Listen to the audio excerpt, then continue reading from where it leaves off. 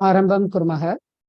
Ramo Rajamani Sada Vijayate Ramam Ramesham Bhaje Ramena Bhihita Nishacharachamuhu Ramaya Tasmai Namaha Ramannasti Parayanam Parataram Ramasya Dasosmyaham Rame Chittalaya Sada Bhavatu Me O Rama Mamudhara Prapanna Parijataya Stotravetraikaparnaye Jnanamudraya Krishnaya Gitamritaduhe Namaha Vasudeva Sutan Devam Kamsachanuramardanam Devaki Paramanandam Krishnau Vande Jagatkurum.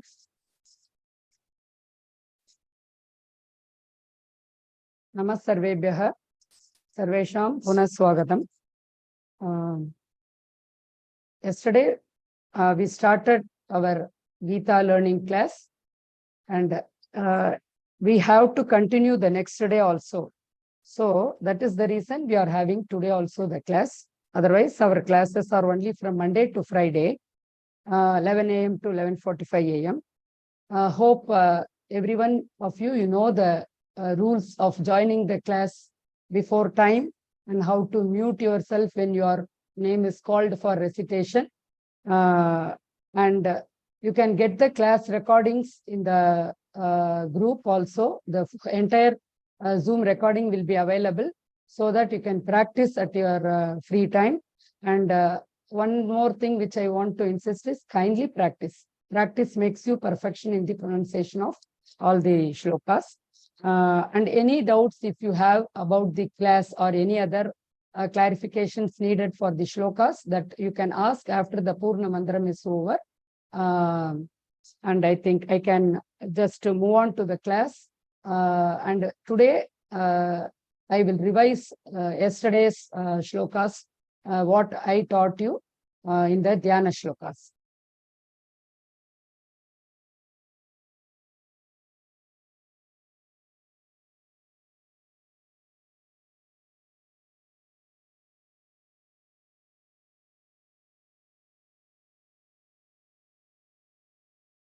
Om Shri Paramatmane Namaha Atha Gita Dhyanam Om Parthaya Pratibodhitam Bhagavata Narayanena Swayam Vyasena Grathitam Purana Munina Madhye Mahabharatam Advaitaamritavarshinim Bhagavatim Ashtadashadhyayinim Ambatvamanusandathami Bhagavad Gite Bhavatveshini. So again, I just want to give you the rules which we follow in the Sanskrit pronunciation in this shloka. Atha, tha is the Mahaprana, and Gita Dhyanam, dha is the Mahaprana. And these Mahapranas we have to recite with a little stress. We have to give a little stress when you recite these Mahapranas. And these Mahapranas in all the shlokas are highlighted with the yellow color. You can just make a note down in your script also, so that when you practice, it will be very easy for those who learn Sanskrit or those who are new to Sanskrit. It will be very useful for you to recite when you practice. Parthaya Pratibodhitam. In that, tha is the Mahaprana. And the Dvitvam we learnt yesterday is the joining of ya and pra. So, yap, there is a one more ip sound should be heard. That is the Dvitvam. So, if we go into very detailed pronunciation rules, that will be covered in future classes. And for recitation, only if you follow how I am reciting, that will be enough for the person, those who are new to Sanskrit. And those who know Sanskrit, they can easily follow what is Mahaprana, Alpa Prana, Visarga, Dvitvam, Anuswara, etc. But in course of time, in each shloka, I will be mentioning, and you can also easily follow. So here, the yellow colored highlighted aksharas are Mahapranas, and the dark colored aksharas are Dvitvam. Here in this shloka, Yap Pratibodhitam, that is the Dvitvam. Here Narayana Swayam, here one Dvitvam, and Vyase Nagratitam, that Nag is the Dvitvam is there, and same way Ambatva Manu, this Samyukta Aksharani, when the before word is has the Haraswa Akshara, and when it is followed by the Samyukta Aksharani, Twa, the Dvitvam rule is applied. Ambatva Manu Sandadhami Bhagavad Gita Bhavat Veshini. So moving on to the next shloka today. Suresh Venkat Mahodaya. Suresh Venkat Mahodaya. Yes, ma'am. Ma'am, I'm not for the recitation, please. Okay. Okay, Mahodaya. Thank you. Then who want to chant, please raise your hands then.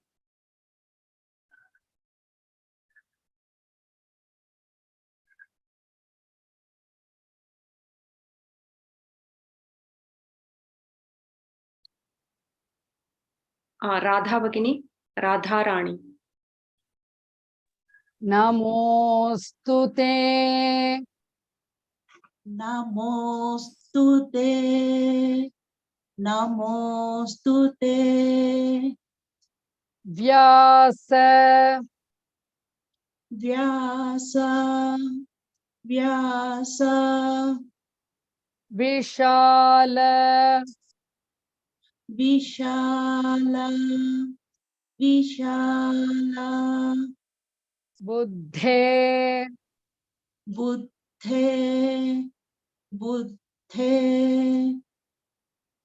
Hullara. Hullara. Hullara. It is Hullara. Raswa only. Hullara. Hullara. Hullara. Vindayata. Vindayata. Vindayata. Patranetra. Patranetra. Patranetra. Yena tvaya. Yena tvaya. Yena tvaya. Bharata. Bharata. Bharata.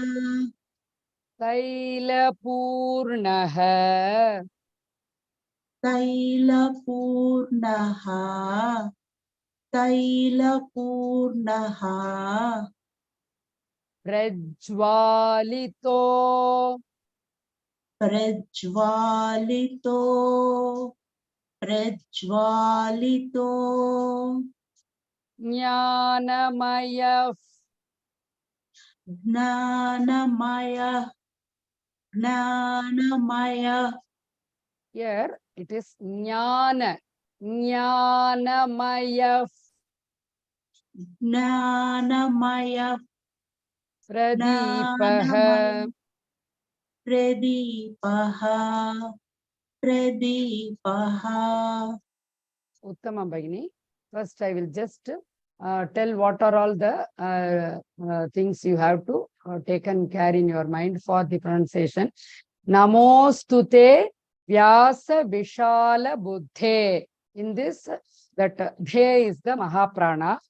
Hullara Vindayata Patra Netra. Here, that who you have to recite as Mahaprana with little stress. Pullara Vindayata Patra Netra. Netra, here it is Hraswa, Hraswa Swara. So you have to recite, not extending. Netra and all, you should not recite Netra. Then Yenatvaya. So here that Ditvam comes, Ditvam rules comes. That Tva is the Samyuktaksharani. So before word, it has the Hraswa vowel, Na. So when we join together, we have to apply this Ditvam rule. Natvaya, ye natvaya. So when you recite it, the sound should be here. Ye natvaya bharata taila purnaha. That bha is the Mahaprana and the taila purnaha. This is the Visargam. So when we split, we have to say like this. This Visargam has to be recited. Bharata taila purnaha. Then Prajwalito Jnanamaya Pradipaha. This when these two places you have to recite not separately. Prajwalito Jnana. When I say that pada by pada, Prajwalito Jnanamaya. But when you recite Prajwalito Jnanamaya Pradipaha. So here one more new thing, that after ya, the Visargam rule we have to apply. When the Visargam is followed by Pakaraha, that is Pa. When it is followed by Pa, you have to recite like this. Jnana Maya Pradipaha. If sound should be heard. That is Jnana Maya Pradipaha. Again, Pa is followed by the Visargam, Paha. You have to say. So these things, in the initial classes, I will be insisting, but when you keep on learning, automatically you will be reciting along with me. Wherever new Visarga rules come, I will just explain you how to pronounce those things so that you can just hear and then you can pronounce the same way. So here, Prajwalito Jnana Maya Pradipaha. So Ya followed by Visargam followed by Pakaraha, if sound.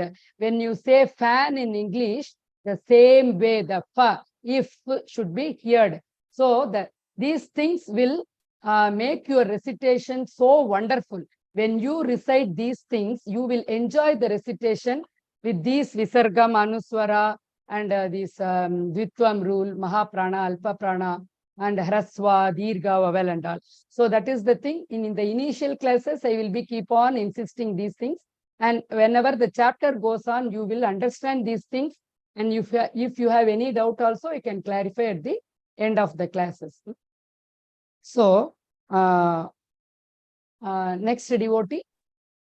Prabhavagini. Yes. Namostute. Namostute. Namostute. Vyasa Vishala. Vyasa Vishala. Vyasa Vishala. Buddhe. Buddhe. Buddhe. Ba is not Mahaprana, only the. So, Buddhe. Buddhe. Buddhe. Kullara Vindayata Patra Netra. Fullaravinda yat patra netra. Fullaravinda yat patra netra. Kullara Fullara Vindayata Vindayata Patra Netra. Patra netra. Now you recite that full pada. Kullara Vindayata Patra Netra. Fullaravinda Vindai the patra yat patra netra. Yata. Yata patra netre. Fullaravinda yata patra netra. Yena Tvaya. Yena tvaya. Yena tvaya. Bharata Taila Purnaha. भारततैलपूर्णः भारततैलपूर्णः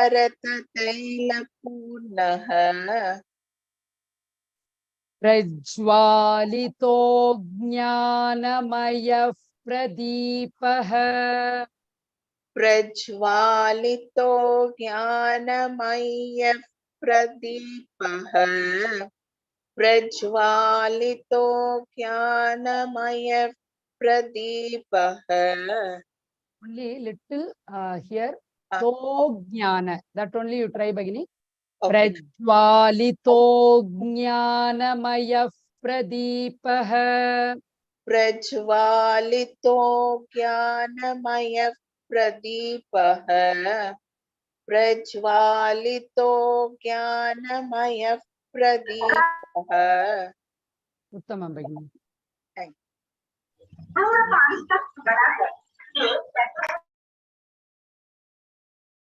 Next devotee.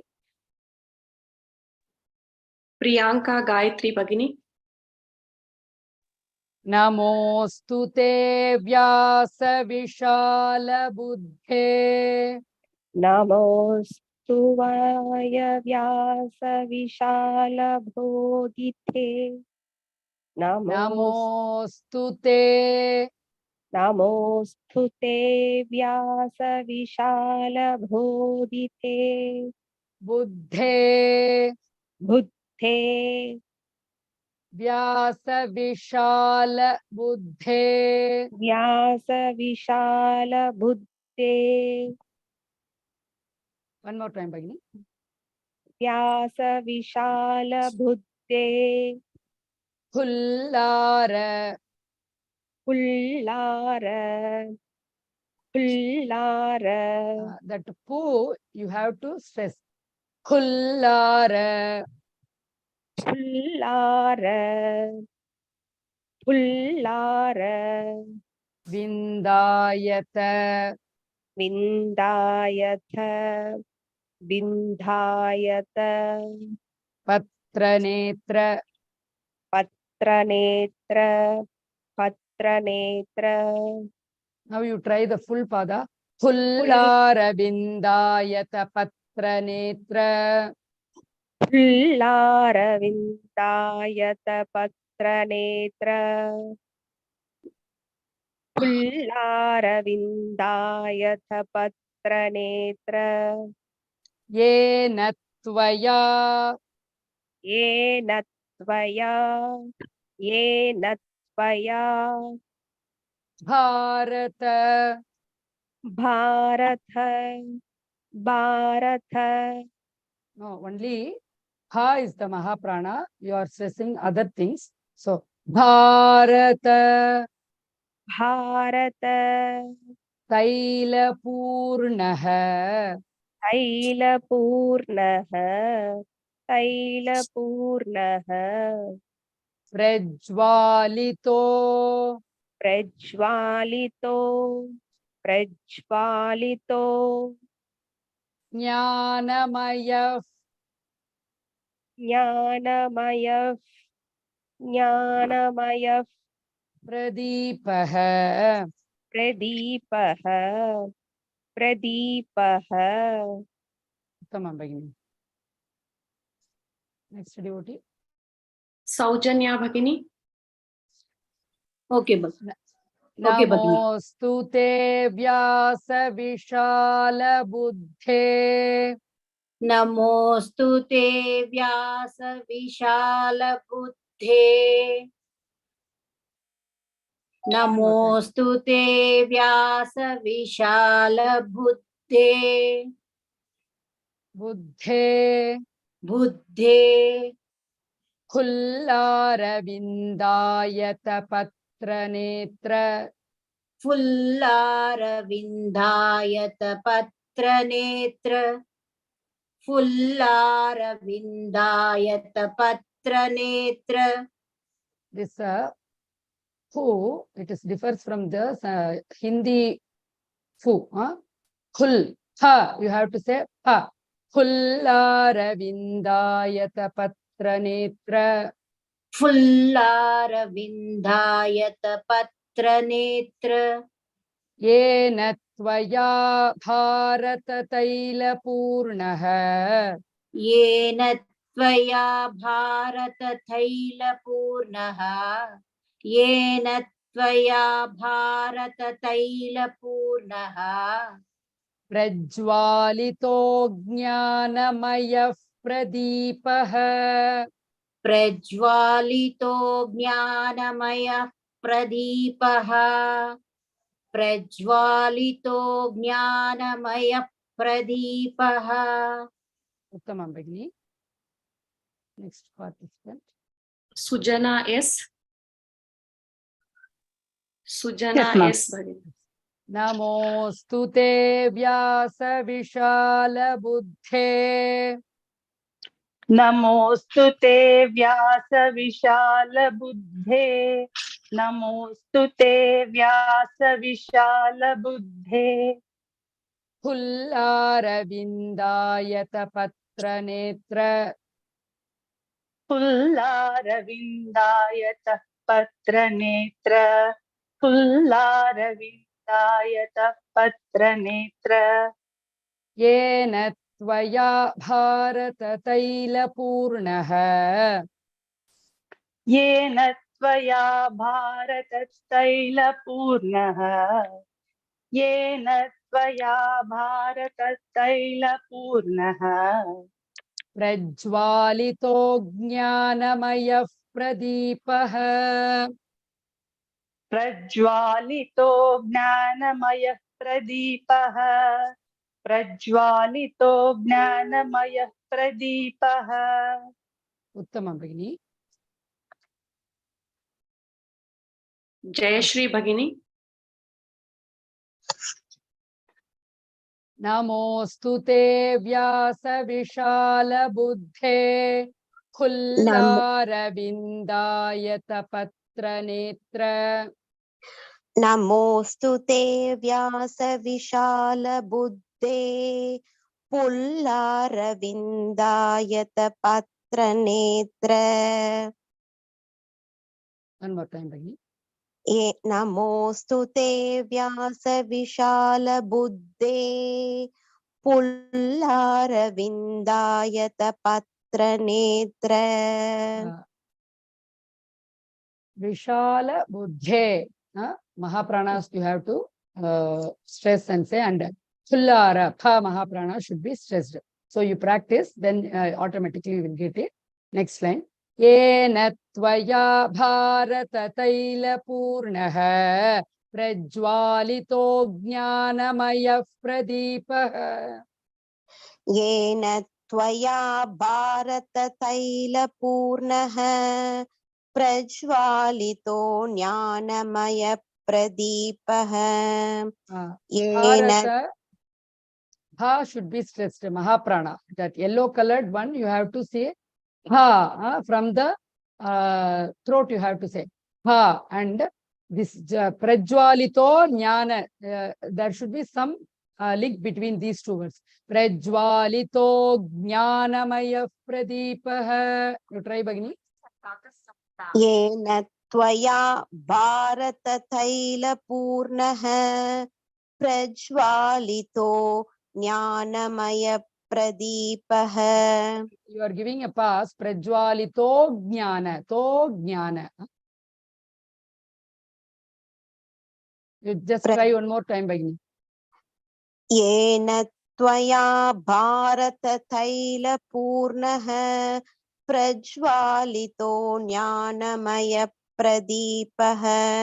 Yes, you just hear the recording and then you can practice. So if you see this ba, there is a difference between saying ba and ha, Mahaprana. I am saying ba, it is very lightly saying. Ha means from the throat you have to take that one.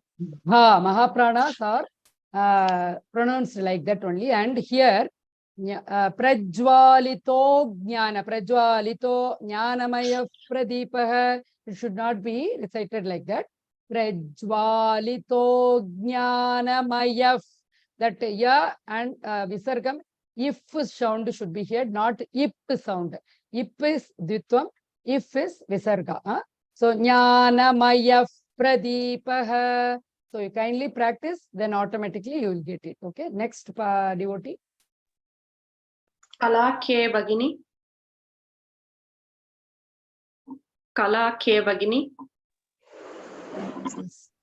Namostu te vyasa vishala buddhe Pullarvindayata patra netra. Namostu te vyasa vishala buddhe Pullarvindayata patra netra. Namostu te vyasa vishala buddhe Pullarvindayata patra netra.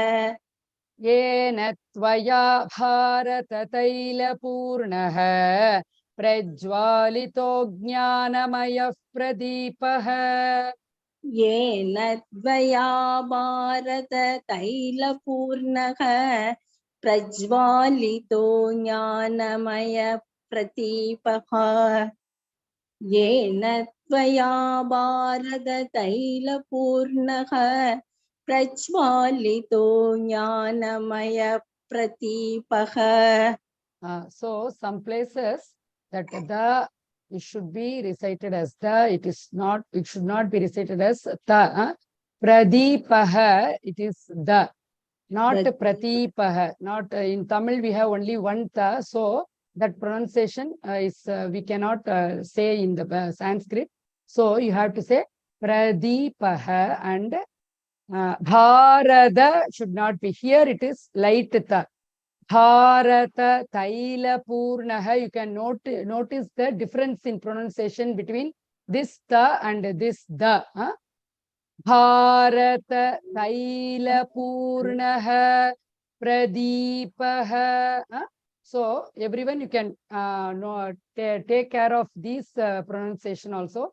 As Sanskrit has 4 different ta, but Tamil we have only one ta. So you just hear in the class and then note there whenever you want to recite the ta like this, Bharata and Pradeepaha. So these are the pronunciation things which is the speciality of the language Sanskrit. So when you recite with this Ucharanam, then sometimes the meaning also changes. Sometimes the meaning may be the same, but the pronunciation, if it is correct, then the recitation will be very wonderful. That is the reason pronunciation is given more importance in our Sanskrit language. So next devotee, Uttamam Bhagini. Balakrishnan Mahodaya. IS Balakrishnan Mahodaya. Mahodaya, are you there? Next devotee Bhagini. Ujjwala Malla Bhagini. Ujjwala Malla Bhagini. Next devotee. Kiranmai Bhagini.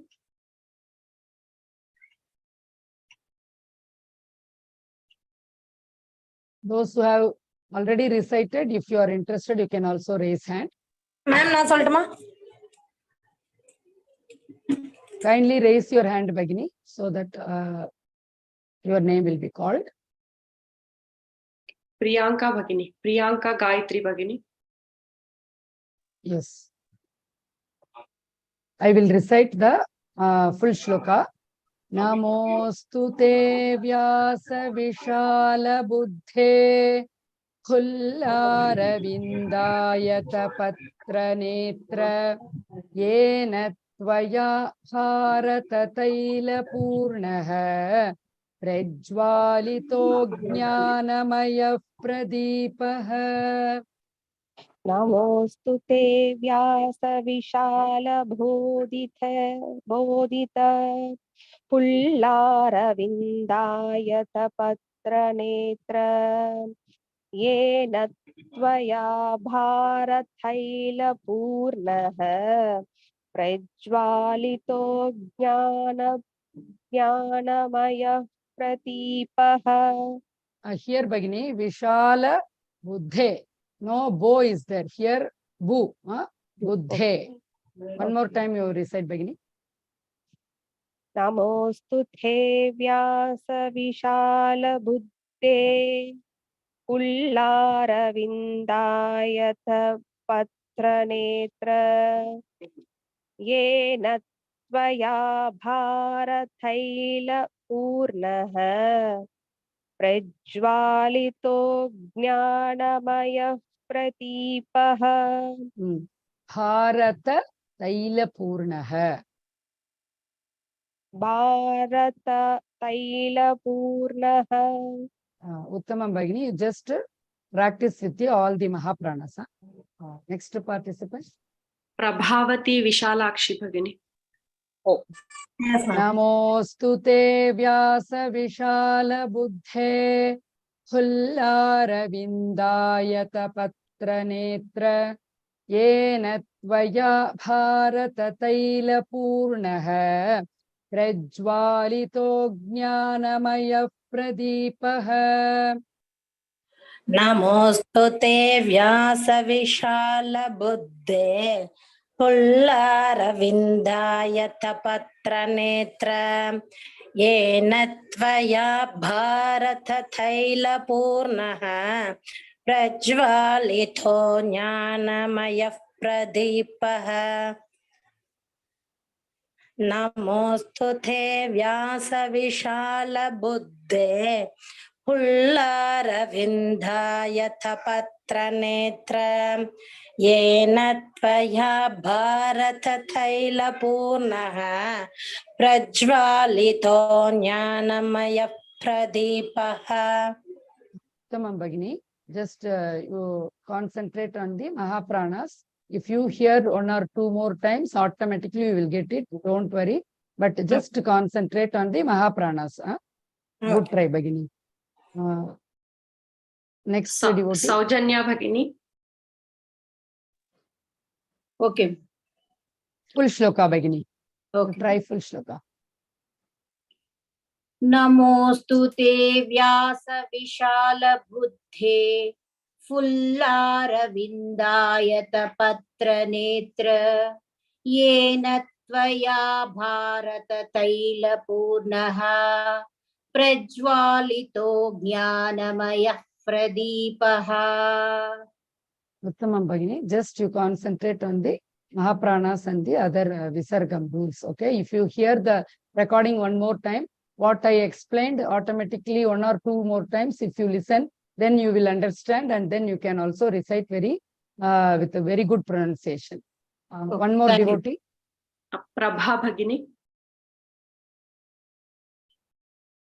Ma'am? Bhagini, you can recite the full shloka one time.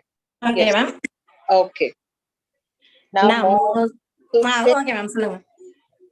नमोऽस्तु ते व्यास विशाल बुद्धे फुल्लारविन्दायत पत्र नेत्र येन त्वया Bharata तैलपूर्णः प्रज्वालितो ज्ञानमय प्रदीपः. Uttamam Bhagini. Yena tvaya and prajwalito jnanamaya pradipah. Uttamam Bhagini. So moving on to the next shloka. Renu Dhawan Bhagini. Yes. Renu Dhawan Bhagini. या the previous one पहले इससे पहले वाला उसके लिए मैंने हाथ खड़ा किया था. It's okay, Bhagini. Chant this shloka. This one. Prapanna parijataya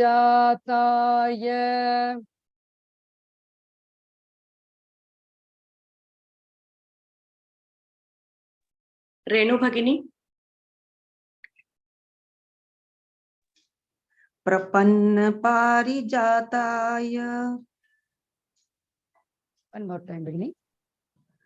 प्रपन्न पारिजाताय Stotra vetraika panaye तोत्र वैत्रेक पाणये.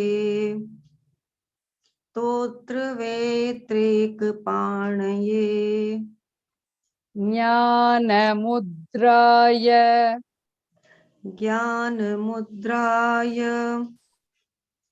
ज्ञानमुद्राय कृष्णाय कृष्णाय कृष्णाय गीतामृत गीतामृत गीतामृत दुहे नमः दुहे नमः दुहे नमः गीतामृत दुहे नमः गीतामृत दुहे नमः Uttamam Bhagini. Here, gya, it is not gya, it is nya. Jnanamaya, Jnanamudraya. ज्ञानमुद्राय Uttamam Bhagini. ज्ञानमुद्राय Uttamam. Next devotee. Padmaja Bhagini. Prapannaparijataya. प्रपन्नपारिजाताय प्रपन्नपारिजाताय स्तोत्रवेत्रैकपाणये स्तोत्रवेत्रैकपाणये स्तोत्रवेत्रैकपाणये ज्ञानमुद्राय कृष्णाय ज्ञानमुद्राय कृष्णाय ज्ञानमुद्राय कृष्णाय गीतामृतदुहे नमः गीतामृतदुहे नमः गीतामृतदुहे नमः उत्तमं भगिनी Hiranmayi Bhagini.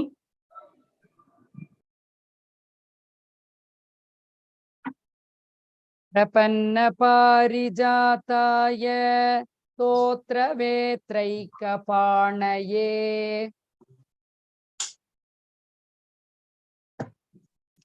प्रपन्नपारिजाताय स्तोत्रवेत्रैकपाणये प्रपन्नपारिजाताय स्तोत्रवेत्रैकपाणये ज्ञानमुद्राय कृष्णाय गीतामृतदुहे नमः ज्ञानमुद्राय कृष्णाय गीतामृतदुहे नमः ज्ञानमुद्राय कृष्णाय गीतामृतदुहे नमः Uttamam Bhagini. So in this shloka, it is a very simple one. There is no Mahaprana, Visarga, any rules, no rules. It is are there. So very easy for everyone to learn this one. Okay. Next devotee. Sujana Bhagini. Prapannaparijataya स्तोत्रवेत्रैकपाणये ज्ञानमुद्राय कृष्णाय गीतामृतदुहे नमः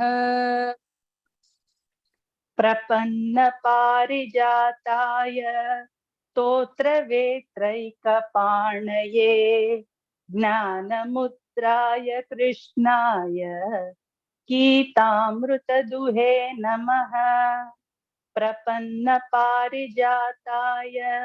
स्तोत्रवेत्रैकपाणये ज्ञानमुद्राय कृष्णाय गीतामृतदुहे नमः Uttamam Bhagini. Next devotee. Who is Oppo A15? Yes.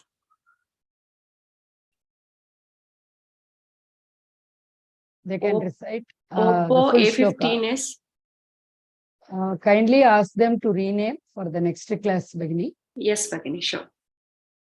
so that it will be easy for us to call their names. And so if they are ready, they can recite, otherwise the next devotee. Okay. Uma Bahala Bhagini. You can recite the full shloka, Bhagini.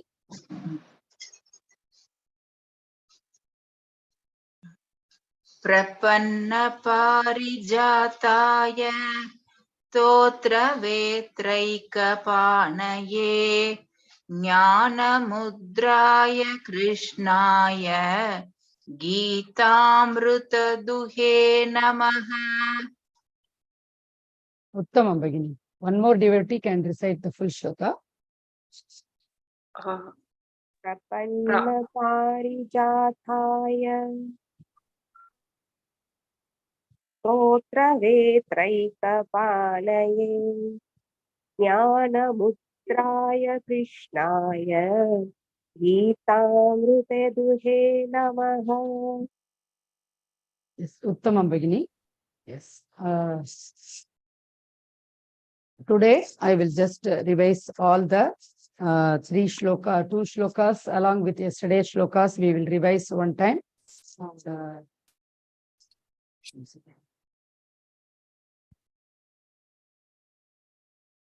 You all can mute yourself and you can recite along with me in mute, okay?